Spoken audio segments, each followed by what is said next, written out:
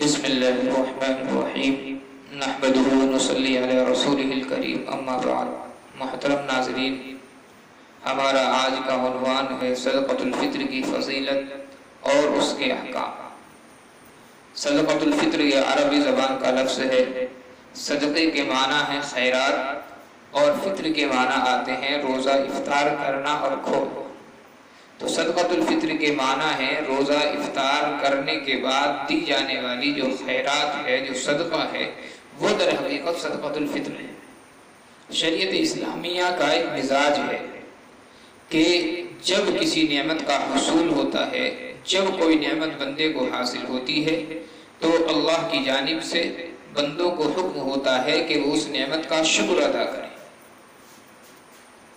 تو صدقۃ الفطر کا ایک مقصد یہ بھی ہے کہ بندوں کے اوپر رمضان کی صورت میں اللہ تبارک و تعالیٰ کی جو خصوصی نعمت آئی ہے اس نعمت کا شکر ادا کریں اور صدقہ دیں۔ ایک اور مقصد حدیث شریف کے اندر بیان کیا گیا ہے۔ حضرت ابن عباس رضی اللہ تعالیٰ عنہ کی حدیث ہے۔ آقا علیہ السلام کا فرمان ہے کہ صدقۃ الفطر جو ہے وہ ایک تو روزوں کی تلافی کے لیے ہے۔ روزوں کے اندر جو نقصان، جو کمی، جو کوتاہی ہو گئی ہو، اس کوتاہی کی تلافی کے لیے صدقۃ الفطر ہے۔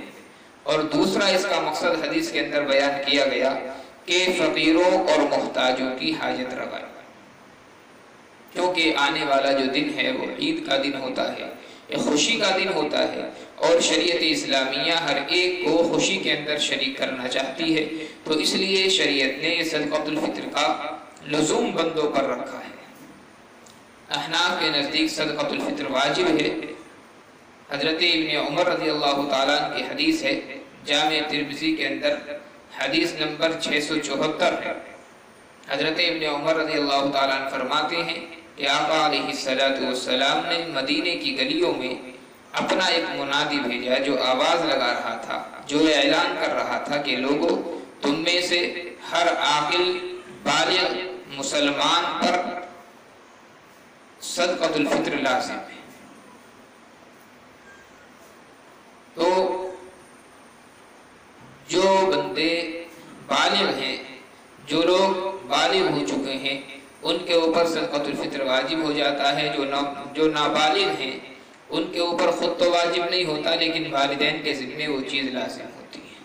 صدقۃ الفطر کے لیے کیا چیز ضروری ہے کہ جس سے صدقۃ الفطر لازم ہو؟ تو وہ آدمی جس کے پاس اپنی حاجت اصلیہ سے زائد کچھ سامان ہو اور 612 گرام چاندی کے بقدر وہ پہنچ جائے، ایسے آدمی پر صدقۃ الفطر دینا واجب ہو جاتا ہے۔ 612 گرام چاندی کی قیمت کے بقدر اگر ضرورت سے زائد پیسہ ہے، سامان ہے یا سونا چاندی ہے، تو ایسے آدمی پر صدقۃ الفطر لازم ہو جاتا ہے۔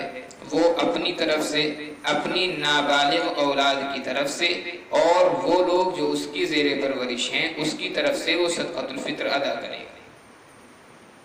بیوی کی طرف سے یا بالغ اولاد کی طرف سے صدقۃ الفطر اگرچہ اس آدمی پر لازم نہیں ہوتا ہے، بیوی کے ذمہ ہے کہ وہ خود اپنی طرف سے صدقۃ الفطر ادا کرے۔ اسی طریقے سے بالغ جو اولاد ہے ان کے ذمہ بھی لازم ہے کہ وہ خود اپنا صدقۃ الفطر ادا کرے۔ لیکن ہمارے ہندوستان کا جو رواج ہے، جو مزاج ہے، وہ ہمارے یہاں معاشرت کا مزاج یہ بنا ہوا ہے کہ عام طور پر شوہر اور بیوی کی ملکیت الگ الگ نہیں ہوتی۔ جو شوہر کا مال ہے وہ بیوی کا مال سمجھا جاتا ہے، جو بیوی کا مال و دولت ہے وہ شوہر کا ہوتا ہے۔ ایسے ہی بالغ جو اولاد ہوتی ہیں عموماً جب تک وہ شادی شدہ نہ ہو جائے، جب تک مستقل اس کی اپنی فیملی نہ ہو جائے، تو وہ والدین کے ساتھ میں ہی رہتے ہیں اور ان کی اپنی الگ سے کوئی جائیداد نہیں ہوتی۔ اس لیے ہمارے یہاں یہ مناسب ہے کہ باپ اپنی بالغ اولاد، نابالغ اولاد اور بیوی کی طرف سے صدقۃ الفطر ادا کرے۔ ہاں، اگر اولاد صاحب ثروت ہے اور خود کفیل ہے تو پھر اولاد کی طرف سے نکالنے کی ضرورت نہیں ہے۔ جو خود کفیل اولاد ہیں وہ اپنی طرف سے خود نکالیں۔ صدقۃ الفطر لازم کتنا ہوتا ہے؟ آقا علیہ السلام نے دو چیزوں کی نشاندہی فرمائی ہے صدقۃ الفطر کے تعلق سے، کھجور، کشمش ہو، جو ہو، پنیر ہو۔ نبی علیہ السلام نے فرمایا ایک سا صدقۃ الفطر دینا لازم ہے، اور گیہوں اگر ہے تو نصف سا یعنی آدھا سا دینا لازم ہے۔ یہ ایک سا اور نصف سا جو ہے یہ کیا چیز ہے؟ سا ایک پیمانہ ہوتا تھا، ایک ناپنے کا برتن ہوا کرتا تھا نبی علیہ السلام کے زمانے میں، اسی کے لحاظ سے آقا علیہ السلام نے یہ چیز بیان فرمائی ہے۔ ہم اپنے اوزان کے لحاظ سے، موجودہ اوزان کے لحاظ سے ہم اس کا اندازہ کریں تو نصف سا جو بیٹھتا ہے وہ 1 کلو 633 گرام تقریباً بیٹھتا ہے۔ جو ایک مشہور قول ہے کہ اگر گیہوں نکالنا ہے آپ کو تو 1.25 کلو نکالیں، وہ 1.25 کلو اسی لحاظ سے۔ اور اگر کھجور ہے، کشمش ہے، جو ہے یا پنیر وغیرہ آپ کو نکالنا ہے تو پھر 3.5 کلو تقریباً آپ اس کا نکالیں۔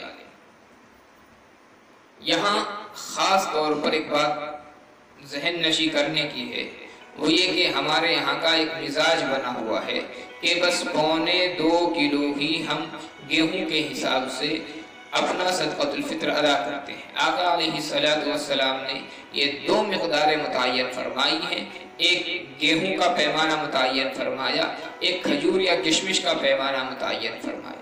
اس سے پتہ چلتا ہے کہ آقا علیہ السلام کے زمانے میں بھی قیمت کے اعتبار سے یہ فیصلہ کیا گیا ہے۔ غالباً کھجوریں اس زمانے میں سستی رہی ہوں گی، جیسا کہ اہل عرب کے یہاں آج بھی وہ چیز سستی مانی جاتی ہے، اور گیہوں چونکہ وہاں پر بہت کم مقدار میں ہوتا ہے تو شاید وہ مہنگا رہا ہوگا۔ ہمارے یہاں چونکہ گیہوں بہت وافر مقدار میں ہوتا ہے، کھجوریں وغیرہ بہت کم مقدار میں ہوتی ہیں۔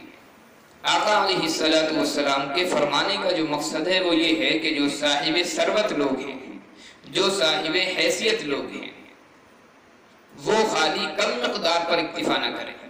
ہمارے یہاں کا رواج یہ بن چلا ہے کہ آدمی مالدار ہو، اتنا ہی بڑا صاحب ثروت ہو، یا وہ میڈیم کلاس سے تعلق رکھتا ہو،